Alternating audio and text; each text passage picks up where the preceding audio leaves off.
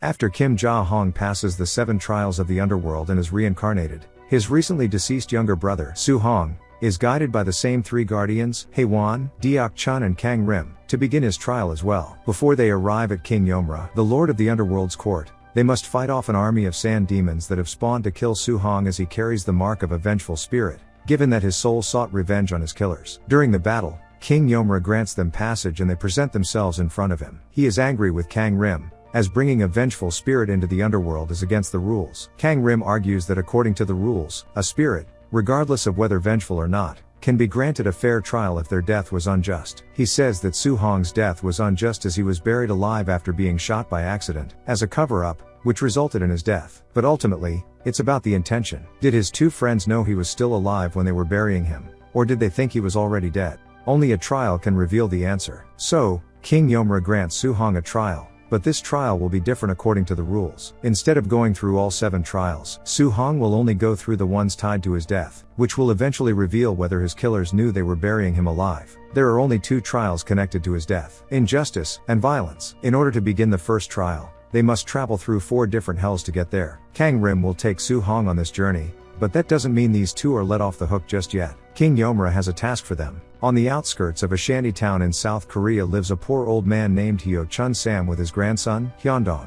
Hyo-chun Sam's death has been long overdue now. However, he worships a 1,000-year-old household god called Songju.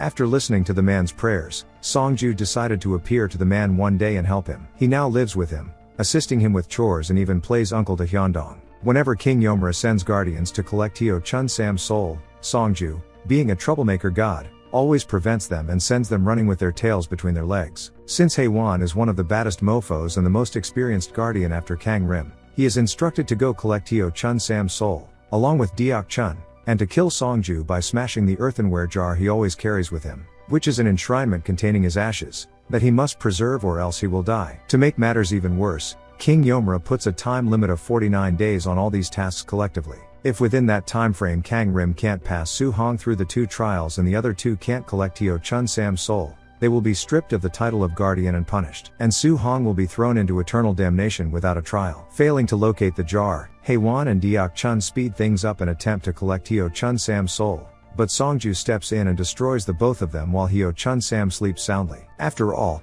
he'll need a good night's sleep if he wants to live a healthy long life. As the 2 of them beg for forgiveness, Songju is surprised they don't remember him. He tells them that he was both of their guardians into the underworld when they died 1,000 years ago. He finds it very strange that King Yomra wiped their memories of their past lives, as this isn't standard procedure and the king had never done it before. Also, he's actually a pretty cool guy. He tells them that the reason he's preventing the old man's death is because he's the only family the little boy, Hyundong, has left.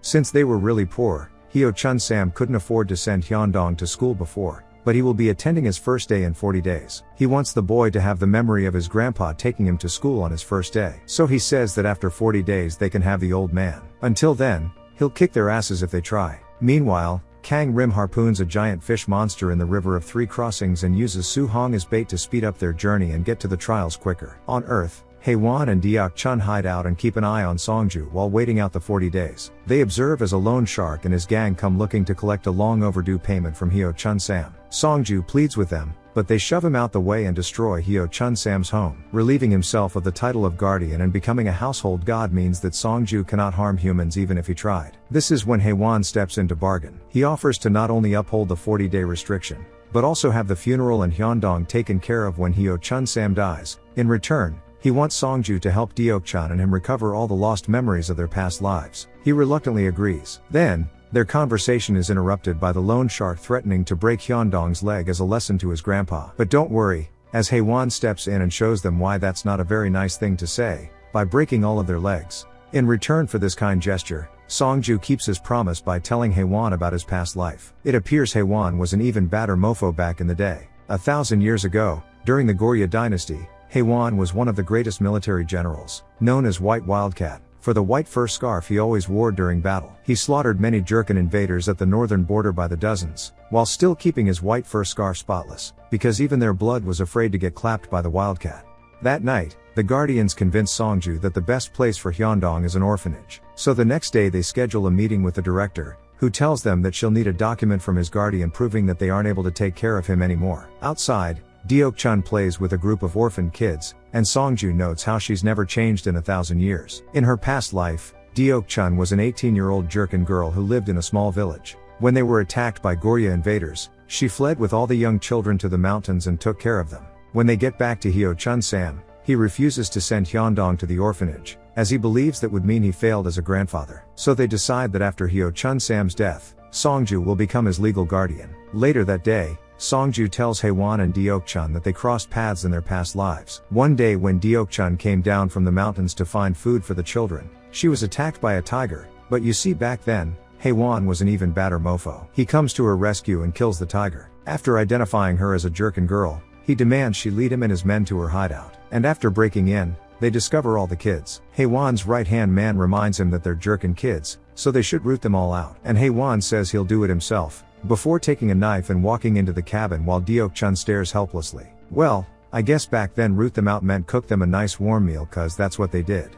On TV, Haewon sees that Soo-hong's body was discovered and the two responsible for his death were arrested. Along the journey, Kang-rim and Soo-hong argue over his death. Soo-hong believes that his death was a genuine mistake on his two friends' parts, that they really believed he was dead when they were burying him, and if they knew he was still alive they would have stopped and helped him. He says they were like brothers to him, and there's no way they'd betray him. But Kang-rim interrupts him, saying that he was once betrayed by his own brother in his past life. It appears that even though Kang-rim had become a guardian at the same time as Deok-chan and Haewon, he still retains all of his memories. So, 1,000 years ago, Kang-rim's father, General Kang Moon-jik, was the commander-in-chief of the Goryeo army against the Khitans. When Kang-rim was a teenager, his father made him tag along on the battlefield, so that he may learn and follow his footsteps, to become a great general as well. Whenever the Khitans would surrender after a devastating loss, Kang Moon-jik would let them go. Kang-rim was against this. He believed that they were barbarians and deserved no mercy, yet his father always preferred mercy over killing. One day while making their way back through a war-torn Khitan village, they see a young boy, the lone survivor of his village,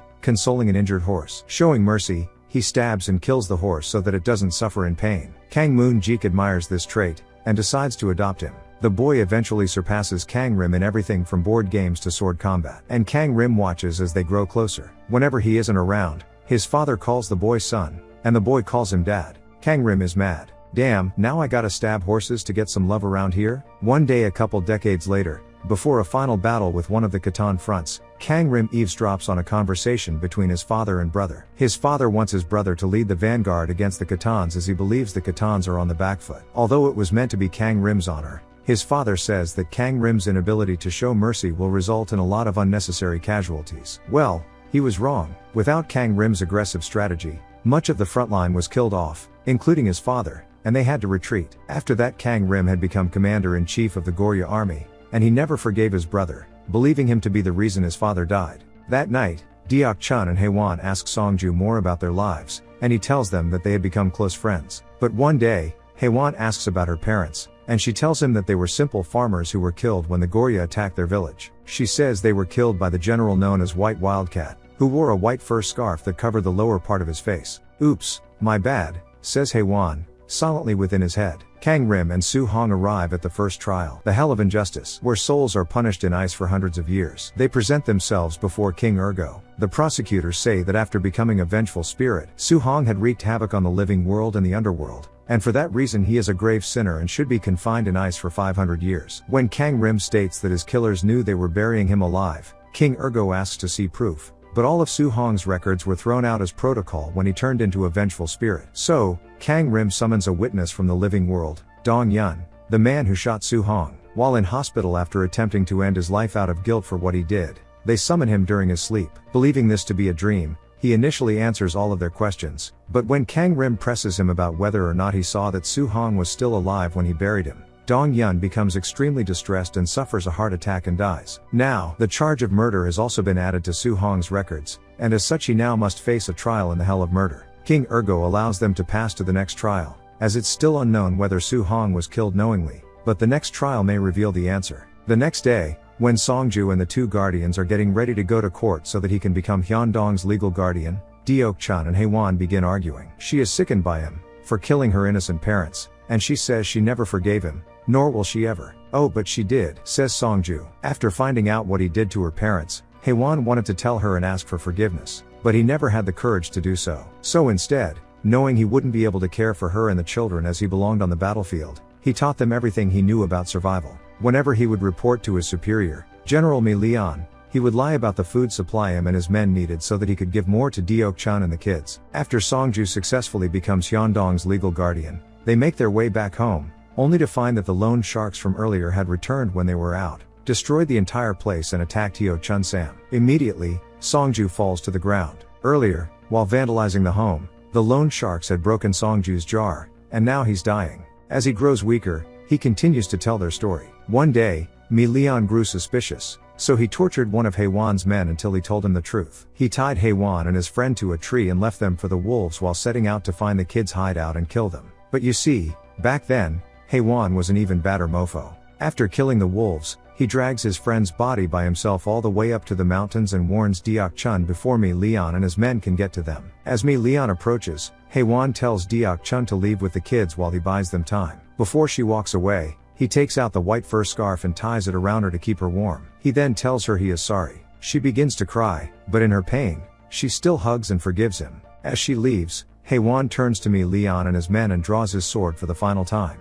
At the next trial, in the Hell of Violence, Kang Rim asks King Jingwang to defer the trial, so that all charges may be handled in the final trial. Also, he wants King Yomura to be present at the final trial. As per T's and C's, Kang Rim puts his guardianship and his own reincarnation on the line to make this happen, both of which he will have to forfeit if he loses the trial. It is granted and he and Su Hong make their way to the Hell of Murder. But Su Hong is smart, questioning the lengths Kang Rim is willing to go to. He figures out that Kang Rim isn't just doing all this for him, but also for himself. So he asks Kang Rim what memories from his past life are so bad that he wants to wipe them out for good and be reincarnated. As Songju nears his last breath, he tells the two guardians that nobody is inherently good or bad. It is bad circumstances that create bad intentions and then bad people and vice versa. He then says that they should always take a moment and read things backwards, then they will all make sense. Songju then disintegrates. Haewon, now slowly grasping the cryptic message left in Songju's final words, writes down Mi Lian's name on a piece of paper and turns it around, revealing that backwards it spells Kang Rim,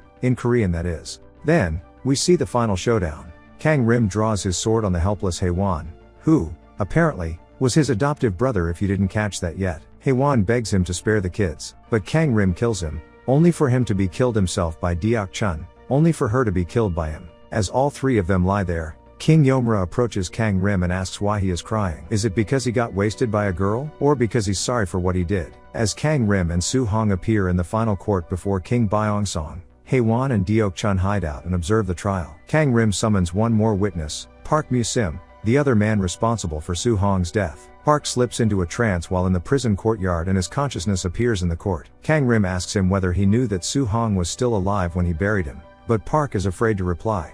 Kang Rim then asks King Yomura why his father, Kang Moon-jik's death was recorded as a murder and not an honorable death on the battlefield. And he replies that it's because he was murdered by Kang Rim himself. After Kang Rim confirms this, King Yomura then asks him why he did it. So, as it turns out, Kang Rim sort of technically may have kind of murdered his father. That day, after the battle, Kang Rim and his men went to the front lines to find survivors. Kang Rim spotted his father, buried under the rest of his men, but he was still alive. Kang Rim then chose to abandon his father and instructed his men to retreat. He was afraid that his father would make Haewon commander-in-chief if he survived, but later that night he was overcome with guilt so he went back to the battlefield, but it was too late. This is what motivated him to help Su Hong, as his death reminded him of his father's, and he regretted what he did every single day for the past 1,000 years. He regretted not being able to apologize to his father. That day when he died, King Yomura offered him a deal as redemption but also to make it up to the innocent people he had just murdered. He would make Kang Rim and the two of them guardians, but he would wipe their memories while leaving Kang Rim's memories intact as a punishment. If Kang Rim could successfully pass 49 souls through the 7 trials during the next 1,000 years, King Yomura will reincarnate Haewon and Deok-chun. He will also reincarnate Kang Rim and wipe all of his memories. Kang Rim takes the deal, having regretted what he did, and wanting to forget it all. He wanted Haewon and Deok-chun to get a second chance at life and he wanted one without the burden of guilt for his sins. After hearing about Kang Rim's immense regret for what he did to his father, Park gains the courage to confess that he and Dong Yun did in fact know that Su Hong was still alive when they buried him. But since he was struggling to make ends meet with a baby on the way and a promotion around the corner, he convinced himself it was too late anyway. He then apologizes to Su Hong and he is forgiven before he leaves, and returns back to jail. Fucking idiot. This also means Dong Yan died from the shock of guilt rather than murder. King Byeongsong then clears Su Hong of his charges and he is transported in line for reincarnation. Su Hong was Kang Rim's 49th soul. Then, they go to collect Hyo Chun Sam's soul, but they decide to defer his ascension until Hyundong Graduate School. Until then, they will remain guardians instead of reincarnating. Then, Kang Rim takes the other two guardians to guide the next soul, who happens to be Dong Yun. Before they begin the trials, he attempts to come clean to Deok Chun and Haewon about what he did to them, believing they don't know, but they have already forgiven him, and tell him that it's a 1,000-year-old story anyway. The end.